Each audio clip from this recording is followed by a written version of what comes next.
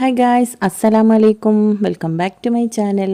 അപ്പോൾ നമ്മൾ ഒരുപാട് നാളുകൾക്ക് ശേഷമാണ് കേട്ടോ ഒരു വീഡിയോ ആയിട്ട് വന്നിട്ടുള്ളത്. അപ്പം നമ്മൾ ഇന്നൊരു അടിപൊളി ഫിഷ് ഫ്രൈയുടെ റെസിപ്പി ആയിട്ടാണ് വന്നിട്ടുള്ളത്.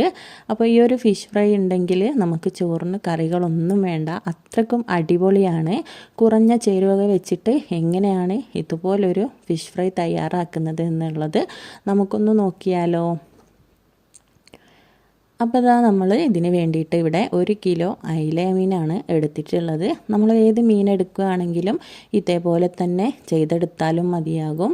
അടിപൊളി ടേസ്റ്റാണ് കേട്ടോ ഇതുപോലെ ചെയ്തെടുക്കുകയാണെന്നുണ്ടെങ്കിൽ. അപ്പോൾ നമ്മൾ ആവശ്യത്തിനുള്ള മസാലപ്പൊടികളെല്ലാം എടുത്തിട്ടുണ്ട്.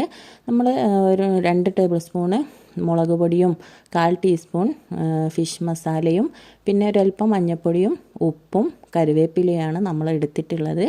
ഇതെല്ലാം കൂടെ നന്നായിട്ട് മിക്സ് ചെയ്തെടുക്കാം. അതിനുശേഷം